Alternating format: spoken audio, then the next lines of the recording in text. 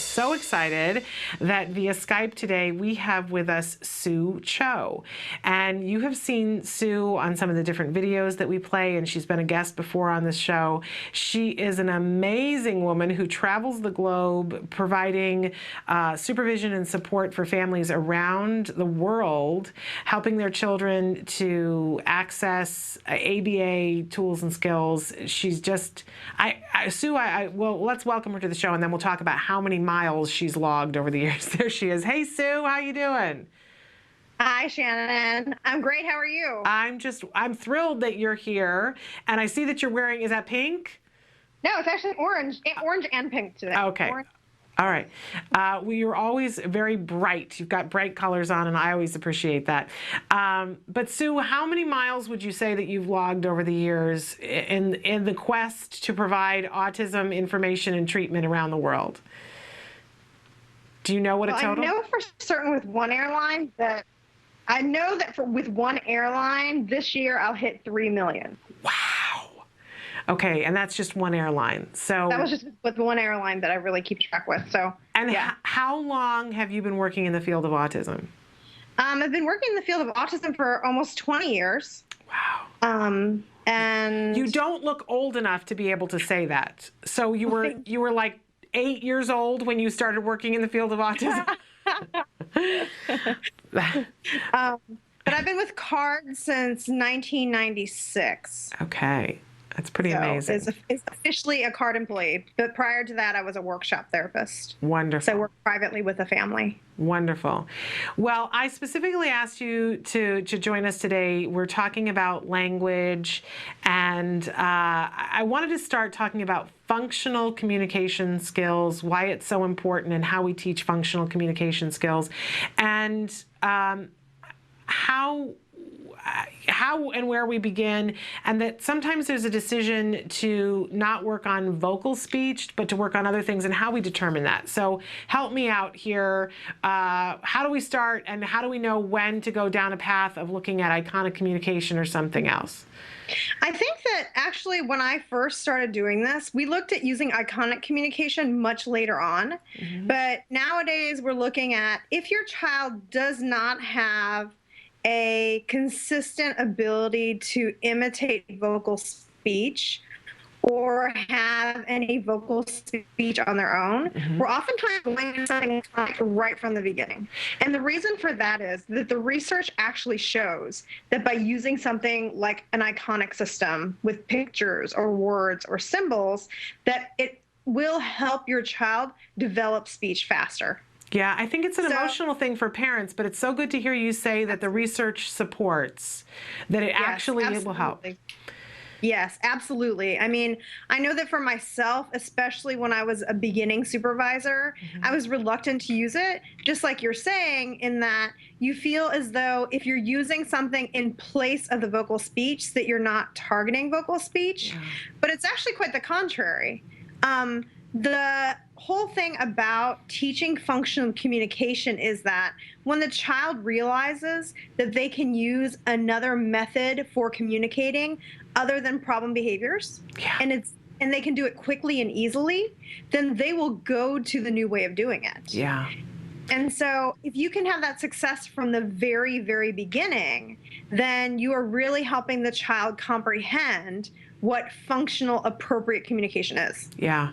And as you say, you know, for parents to realize that you're, not only are you going to see a bump in their functional communication, but the byproduct is a decrease in the challenging behavior, and that's a Absolutely. Lovely day. that's a really good thing. Absolutely. So how do you begin teaching functional? I think that no matter what, so it really depends on your learner. So, for example, if your child has no vocal ability whatsoever, or vocalization is extremely difficult for them, we remember, we want the child to be successful.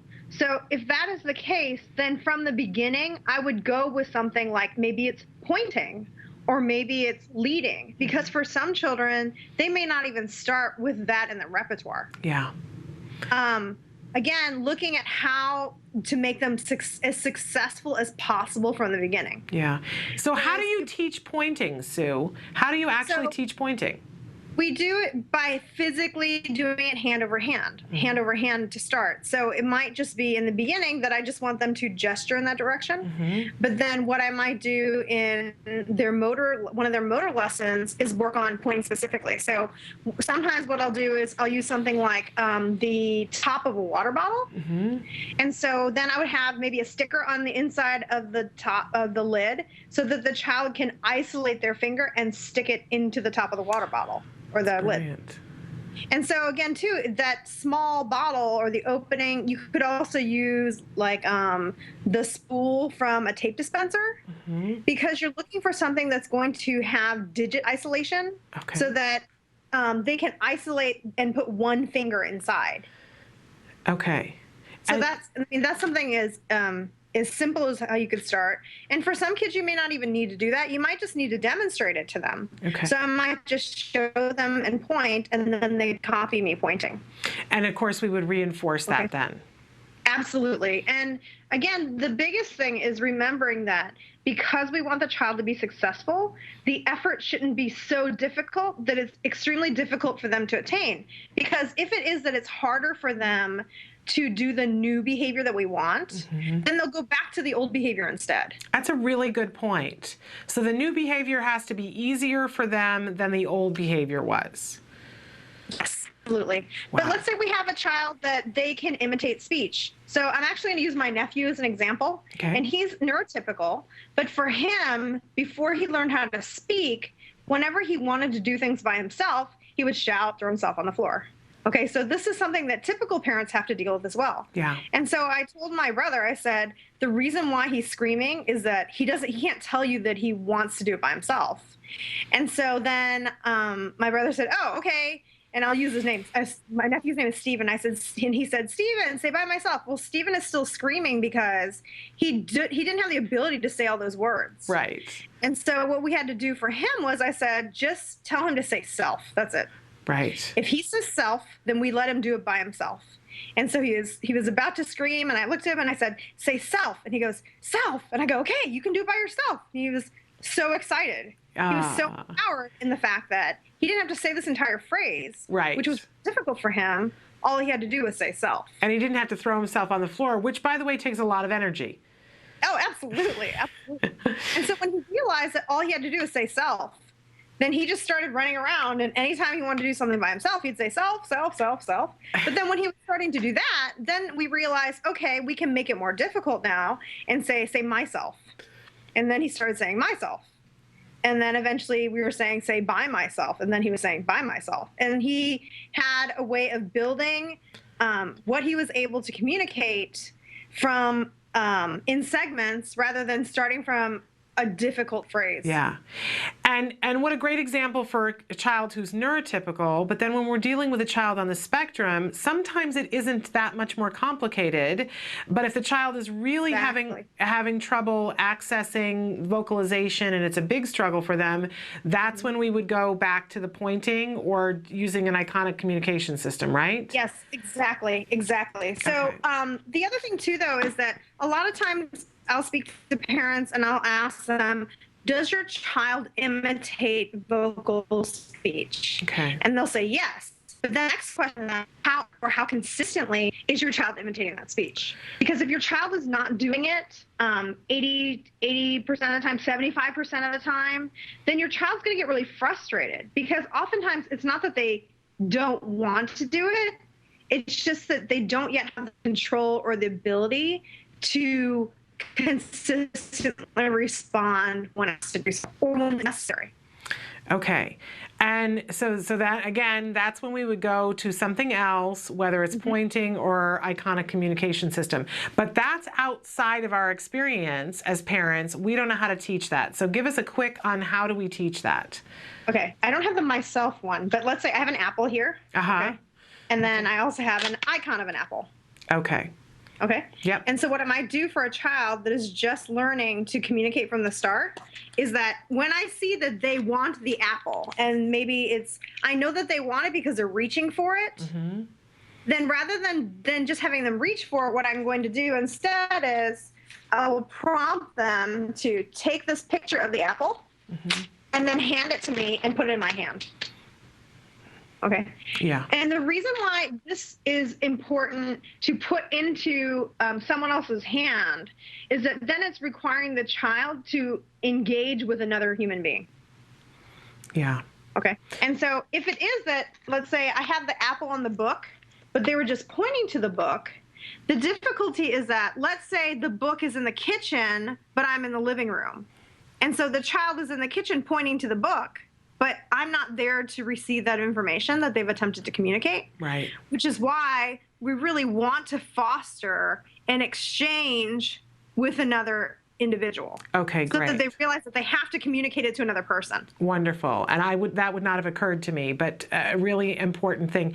And in the beginning, I imagine that you can do it just by yourself with one person, but isn't it easier if you've got two people? So you've got a facilitator and the person they're giving it to? Yes, you can. And when we teach our therapists at our centers how to do this, we typically suggest that when you start, you use a therapist, a child, and the parent or a caregiver. Okay. So that the therapist is prompting the child to get the symbol and then hand it to the other adult. Okay. But then, because therapy is typically one-to-one, then we will oftentimes just have the therapist and the child in the session where the therapist is prompting and receiving at the same time. Okay. Now, how does this change when we do it on technology, Sue? Because more and more we're seeing that people are going to the devices and doing the programs on the devices. So what does it look like when you do it there? And I happen to have one today. So there are a lot of different levels of communication. I'm going to tilt it down a little bit so you can see a little bit better. Okay. When you're using augmentative communication. Okay. So this one, actually, the program is $149. Okay. And so often I wouldn't have a family invest in something like this unless we know that we're going to use it for a little while. Okay. Okay. And with this program, what I did is, I don't know if you can see this, but I actually took a picture of that specific apple and then put it in here so that I used a photograph instead of an iconic representation. Right. And so what I've got this one program to do, and I also have it programmed in several levels. So with programs like this too, you can adjust the button size. Okay. So in this case, there's 4 buttons across, 4 buttons up and down. And so what I'll do though in this case is I hit the word apple. And then you could program it to just say apple when you hit it. So let's say your child we want them to immediately hear the word. In this case, what I did was I want the child to eventually be able to make a sentence. So I put it in so that I hit the word apple, and then the apple pops up on the sentence strip. And then I hit the sentence strip for it to speak. I'll do it again. Okay. Apple. Can you hear that? Yeah, I heard it. Apple. Okay. So then let's say my child has a little more language, then what I might want to do instead is maybe I want to do a sentence. Okay. But especially when I'm teaching a system from the beginning, I want to make it as simple as possible so that I'm actually requiring the child to be successful and have variety. Okay.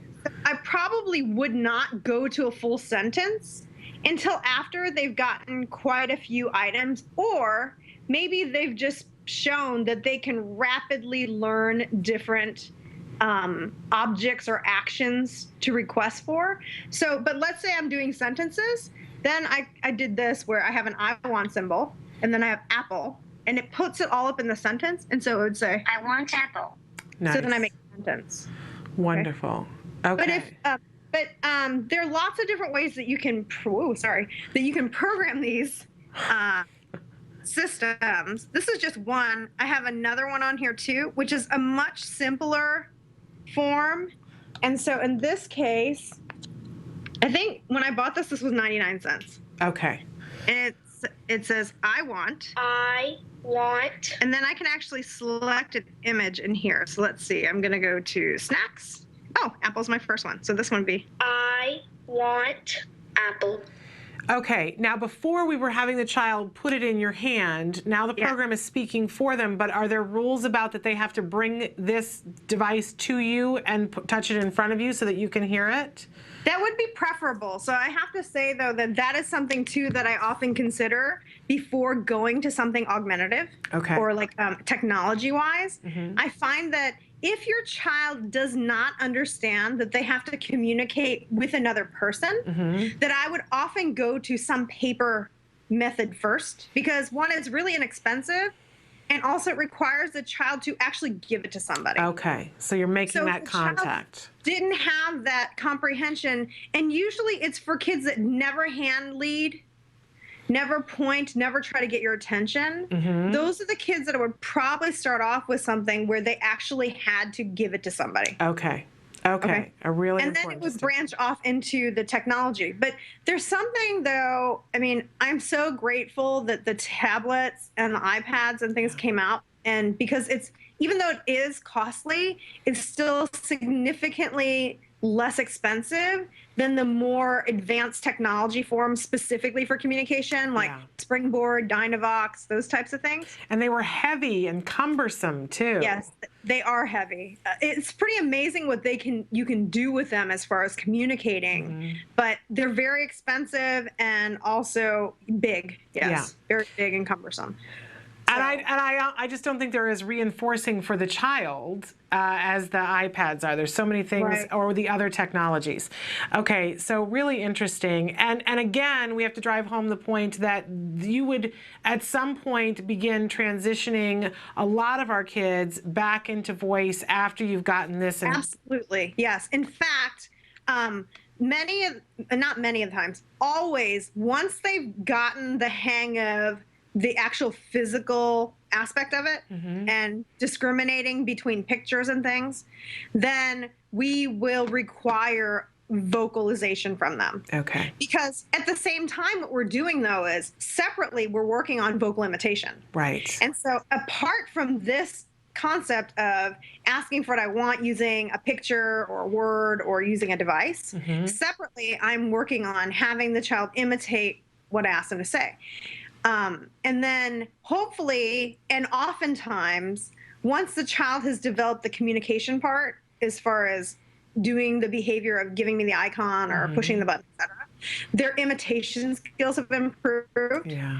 And so then we can start pairing the vocalization with it. And so ultimately, though, when the child is able to vocalize without me having to direct them or the device having to speak for them, then they start using the speech on their own. Isn't that amazing? Okay. And well, I was just going to say we should take a break, but when we come back, I'm going to ask you to talk to us about manding, about how we teach manding, why manding is so important, and kind of goes hand in hand with some of the things that we've been talking about.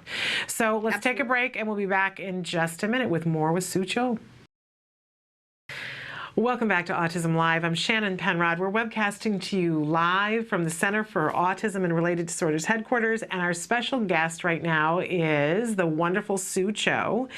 And Sue has been talking to us about teaching functional communication skills. And Sue, you probably couldn't see, but we just showed a video of Sarah Cho also talking about functional communication skills. And we have to mention that it is pure coincidence that the two of you are last name Cho. For the longest time, I thought, well, they must be sisters, sisters-in-law, or somehow, but it's just pure coincidence, which is a funny little fact. But you're both brilliant at talking about these things, and we were talking about functional communication skills and technology, and you made a comment during the break about why you love these things. So I want you to tell the listeners at home why you love technology so much. So one of the things that I really love about technology is that because the repetition of the words being played out the same because it's recorded or it's generated by the computer, children that are using the OGCOM, the vocal output, all of them have increased their vocalization, and many of them have gone on to not requiring the augmentative communication for their communication needs. They're able to speak.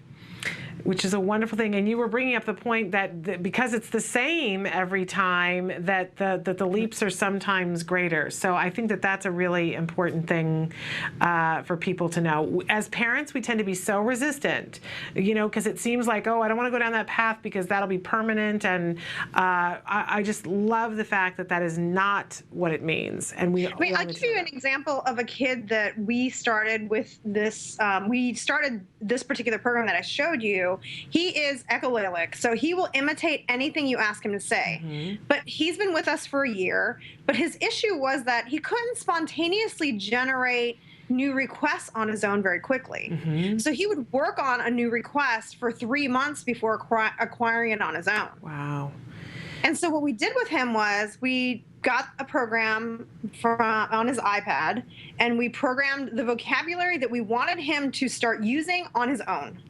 And so literally within the first week, he started asking questions. Wow. And we've been using him vocally for asking questions for months, I promise you. Wow. And within days, he picked it up. And now, for things such as the other day, I guess at school, what had happened was he was on the playground and one of the kids had fallen down and they were crying. He spontaneously went up to them and said, "What happened?" Oh, that's wonderful. He didn't need his iPad. He didn't need the technology to say it. But we've been trying for months to try to get him to ask this question on his own. Wow. And we did. And then they introduced another question. And within a couple of days, he was able to then say it by himself without the communication system at all. All right. Well, there you have it, folks. Okay. A reason to use these devices, and they're very reinforcing. It's wonderful. Okay, I promised that we were going to talk a little bit about manding. So, to explain for people who are just tuning in and watching for the first time, it's one of our jargon words that we talk about from time to time. But let's hear from you. What exactly is manding? Okay. So manding is the behavioral term for requesting. Okay. Or demanding. And with a mand, basically the speaker benefits from it. And so it's a very, very, very important aspect of functional communication. In that when we look at what we learn, as far as language goes, whether you're a toddler, you are an individual on the spectrum, if you're a neurotypical individual, child, adult, etc., the things that we learn first are the things that are important to us to fulfill our wants and needs. That was said so succinctly, because we've always talked about mand, but I have never heard it quite that way before, Sue. So thank you so much. It's one of those things that if we do it, it's going to fulfill our needs. So how do we teach a child how to mand? So the way that we teach our children how to mand is that basically we teach them, you say it, you get it. Okay. And so, like I was talking about before, you want to make sure, though, that you're focusing on content above length, especially in the beginning. Okay. So I know that a lot of people want longer utterances, but I try to always emphasize that you want to go for content over length. And so if you're adding length, you always want to add more information into that. Okay. So, for example, if I did apple, and let's say the child has learned to ask for an apple, my next step would be to say, like, red apple, or big apple, or piece of apple. And that's because if I'm lengthening my utterance, then my child is communicating more information to me. Okay. So even saying more apple would... Yes. Okay. You could even do that. Yes, absolutely. But the more specific you are, the more you can convey to somebody else. So I actually often use the example that I often use is that I've been going to Italy for the last 4 years and have been learning Italian sporadically. And so, but people always ask me, what are the words that you know? And I'll say the words that I know best are for the things that I've needed to ask for. There you go. Because I can go to a restaurant, and even though I might not be able to say it in a full sentence, I can say that I want fizzy water. Right. Or that I would like a pizza with pepperoni and arugula. but I'm not going to necessarily say it in a full sentence. I do need to still work on my time. So for our kids, the same thing too, though, in that when we work on teaching them, and I'm talking about very, very beginning level communicators. Yeah. We want to go with only making them ask for things that they want. That's number one. Yeah. So, for example, I had a child that I was working with, and they said, I told them, okay, I told the team, you must get your child requesting at least 60, 75 times an hour. Okay. Because a 2-year-old neurotypical child, okay, will request about 2.3 times a minute. Wow. And so because of that, even doing it 60, 75 times an hour is still not quite enough, but we need to start somewhere. But you want to do a large number. But you also only can ask them to ask for things that they want. So you can't say, like, let's say, for example, your child doesn't like to put their clothes on. Right. Then you're not going to ask your child to request for the different pieces of clothing. Right. Because it has to be positive. It has to be for something that they want. Are there 60 to 75 things that they want in an hour? What if there aren't? If there aren't, then what we recommend is that you actually do a lot of one thing. So, for example, if I'm going to do an apple, I'm not actually going to do an entire apple. Because imagine if I did an entire apple and they said apple. When they said apple, I gave them the entire apple. Then I'm pretty much done for a couple of hours. Yeah, absolutely. So if I can cut up the apple into tiny pieces, then every time they say it, I give them a small piece. Then I could maybe do 10, 15 times with the apple rather than just one. Okay. What if it's not something that's consumable? What if it's a specific toy that they want that they're requesting? If it's for a toy, it may be just for one turn on the toy. Okay. Like, for example, let's say they want to play with the top. So rather than letting them just keep pushing that top and letting it spin and spin and spin and spin, it may be that they get the top, but they only get to push it once. Yeah. Or I spin it once and then they watch it until it stops. What's striking to me, Sue, is that when you want to be working on manding, you pretty much have to clear the decks for a whole bunch of other things. You got to have a little bit of a plan, because if every time they ask for it, you're going to give it to them, and if you want them to be asking that many times, then you're going to want to put specific toys out. Like I always say, a marble run is one of the best toys there is, because it's something that ends very quickly and that they can request it again. Yes. So having that in mind, toys that have, whether it's one of those toys that you put a ball in and then they can ask for another ball, or things like that. But perhaps an action figure toy like a Buzz Lightyear maybe not be the best toy to be working with when you're doing manding, if you're wanting that volume of manding. Right, right. I mean, and depending on your child too, not all kids are going to stick around and do 10, 15 repetitions of it. Right. But the learning will happen much faster if they're exposed to multiple repetitions. Okay. Okay. And manding has far-reaching effects. And I know one of them is that when a child, I always call it the magic X that you guys get on on your graphs, that when manding goes up, challenging behavior goes down. But it also is a beginning skill for a lot of other things, right? Yes, absolutely. Absolutely. Remember too, though, that manding is going to be the most powerful behavior for the child to build to start, because it benefits them. Okay. So when they ask for something, they get it, whether that be vocally, iconically, using a device, that they benefit immediately from doing it. Yeah. So that's why it's the most powerful. So oftentimes too, like you're saying, it leads to other things like, for example, tacting. Yeah. And tacting, the definition for tacting, it is that it is a comment on things that are occurring, and it involves your senses. Okay. So it could be something that you taste, smell, touch, hear, see, etc. And we're going to talk about tacting in just a minute, but I want to go back to manding for just a second, and because it might sound overwhelming to a parent, this whole idea if you're working on manding and it has to happen 60 to 70 times an hour and you're going to give the thing.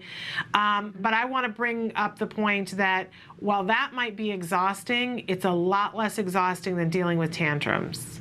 Absolutely. And that really is the trade-off that you get when you're working on manding. So it's worthwhile to work on. But we're going to take a break, and when we come back, we're going to have Sue talk some more about tacting. Tacting, I think, is one of the hardest things for me to get my head around how to teach it and how to teach it properly. So we're going to talk to Sue about that, but let's take a little break, and we're going to be right back. Welcome back to Autism Live. I'm Shannon Penrod. We're webcasting to you live from the Center for Autism and Related Disorders. I'm having such a good time because we're talking to Soo Cho. Sue has been working with kids on the spectrum now for, did you say 20 years?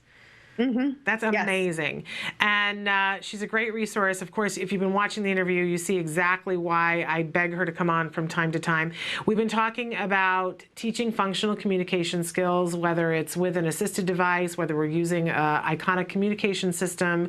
We're talking about teaching vocal speech as well, teaching manding. I know you had one more thing you wanted to add about the manding, because we said the 65 to 70 number, and I was having a little bit of allergic reaction to it, but tell us what we need to know. When I'm giving that number out, I'm speaking about maybe in a therapy session. Mm-hmm. And so don't feel that if you can't do that high of a number to start, that you can't be doing it. You may decide that maybe during dinner time or during snack time is when you can focus on working on manding. So don't feel that if you cannot do that high of a number that you won't be able to teach your child. It's just that the more consistency that you have and the more repetition that you have will increase the likelihood that your child will learn it faster. Okay, great. And we started talking about tacting before we went to break, and you were talking about, and tacting is a difficult thing to understand, but you were saying it's commenting on something in the environment, but it has to do with the senses. Is that correct? Yes. Yes, that's correct. And the difference between a tact versus a mand is that when you have a tact, it doesn't benefit the speaker, it benefits the listener. Great. But it's hard because it's something that's supposed to happen spontaneously. So how do you teach tacting? Yes. So generally speaking, what we have to do is first we look at how many mands your child has. Mm-hmm. Because if your child doesn't have a relatively large manding repertoire, like 50 different items, mm-hmm. then it's going to make it more difficult for your child to comment about their environment. Okay, so we got to get that in place first. Yes. So manding is first and foremost on the agenda. Okay. Then after that, we go to tacting. Well, the thing too, like I said, is that your child isn't necessarily going to be reinforced by commenting on their environment. Mm-hmm. And so initially what we'll have to do is we'll have to contrive it. And so there are a number of ways you can do that. The first thing that you can do is, what we often do is that we will ask the child a question, or we will contrive the tact, so then it's impure. Okay. So I might say, what is this? Or point to an item specifically, mm-hmm. or hold it up. And in this case, though, when the child says it, they don't get it, okay? Because if they said it and they got it, it'd be a mand. Okay. Okay. So then we also need to make sure, too, though, that, yes, even though you should have the desire to communicate, you should have the desire to connect and have conversation, etc. The thing is, for a lot of our children, that isn't the case. Right. And so you need to heavily reinforce their commenting to you, whether that is when it's contrived or not contrived. So, for example, if I say, what do you see? And the child says, I see a tree. And then, or they say tree, I'm going to give them tickles, I'm going to give them tokens, I'm going to give them bubbles, spins, etc., so that they see the value for doing what they did. Okay, awesome. Okay. So we go from manding to tacting, and then we get the interverbals. And I always try to explain interverbals because I think I get it, but I must not, because my explanation is always a mess. So you tell us what an interverbal is. Okay. So the way that I describe the interverbal is that essentially you can, the child in this case is responding to a vocal stimulus. Okay. Okay. And in addition to that, they can respond to the vocal stimulus without having any other information. So let me give you an example. So if I said to you, what's your name? And you said, Shannon. Yeah. That would be an interverbal in that you would be responding to what's your name. Okay. You don't need any other information to answer that question. Okay. Okay. But if I said to you, for example, what color is the apple? And I would say, I'd be very specific. Uh-huh. then it cannot be an interverbal, because unless you have some type of reference, like an apple, you won't be able to answer that question. That's pretty much how I generally describe the difference between an interverbal and a tact. Okay. So it's a vocal stimulus and you need no other information in order to answer it. Yes, exactly. Is it always a question or not always? No, it is not always a question. So could it be like, hi? Okay, and then I would say hi back. Exactly. But the main thing is that it is an interaction and it's not just repetitive, right? Exactly. Yes. Okay. All right. It does require another person. Okay. So, and we want to teach interverbals. Why? We want to teach interverbals because that's pretty much the foundation for things like conversations. Okay. So the groundwork for conversation. And how do we teach interverbals? Because it's going to, if it's not something that's in whatever was spoken, then we can't just have them echo. It's going to be hard to prompt them. Right. Oftentimes what we will often teach in the beginning are things like personal information questions. Okay. Like, how are you? Or even greetings. What's your name? What do you like to do? So those are often the foundations to start with. Okay. And we can prompt them. We can prompt them to do it and then fade the prompt. Yes. Okay. Exactly. Wow. So much to do, but what's amazing to me is how it's all possible. You know, as a parent with a child on the spectrum, when my child lost speech, and I was trying all these different things, and they weren't working, and this is what works. And you've been seeing that for 20 years. So I'm sure for you, it seems like it's a little bit taken for granted, but for the rest of us, it's this amazing and miraculous thing, giving our children language when they didn't come to it instinctively. And also, too, though, your child doesn't have to have intelligible speech in order to be working on all these levels either. Okay. So we could still be working on interverbals and tacts with something like an iconic communication system with an augmented device. We could be using those as well. Yes, absolutely. Amazing. We're almost out of time, but Sue, the last time you were with us, you gave me some really amazing news, and we got so involved talking that I didn't share it. But you've just gotten a new certification. Tell us what you've been doing.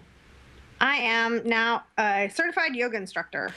And you told me this, and I was like, that's so great. That is so great for you personally. But I kind of looked at you and said, you're so busy. You travel all over the world. Do you want to be a yoga instructor? And I was amazed by your response. So tell us one of the big benefits of you being a yoga instructor. I've been really trying to embed aspects of it into some of the children's programs that I work with, where they may have maybe difficulty with stress management, or maybe they have issues with motor skills. And so I've been implementing it into some of the children's programs to help in those areas. And it's actually helped quite a bit. And then I'm also working on teaching yoga to children, so underprivileged children and preschoolers and that type of thing as well. So. And have you had any time to perhaps share some of what you're learning with the parents and the individual families as well? I have been able to for some of the children, definitely. Like I have one child who has had quite a bit of difficulty with posture and motor control, and put in a couple of beginning level balancing movements and things, and it's actually helped her with her posture quite a bit. Sue, I gotta say, you're such an inspiration, because I'm all the time saying to the parents, you know what's amazing? A lot of times we feel like we're so alone in this journey. And then you meet people like Soo Cho, and you chose to be on this journey with us. You don't have a child who's on the spectrum, so you chose to be on this journey with us, and you worked so hard, and you care about these kids so deeply. It's humbling to me. And I want for everybody to see, here's an example of the kind of people you will meet on this journey, people like Sue, who are always thinking of what more can I do to help our kids. It's really amazing, Sue. It helps me to get up every morning to know that there are people like you in the world. Thank you, Shannon. Thank you. I'm all the clumped here now. And I love the fact that you are globetrotting, taking care of children and helping parents to learn how to take care of them and training the army around the world that you're training to help those kids as well. You're an amazing person. Thank you so much for being here with us today. And we'll have you back on the show again in the future. And thanks for illuminating all these different things for us. Thank you for having me again. Well, thank you so much.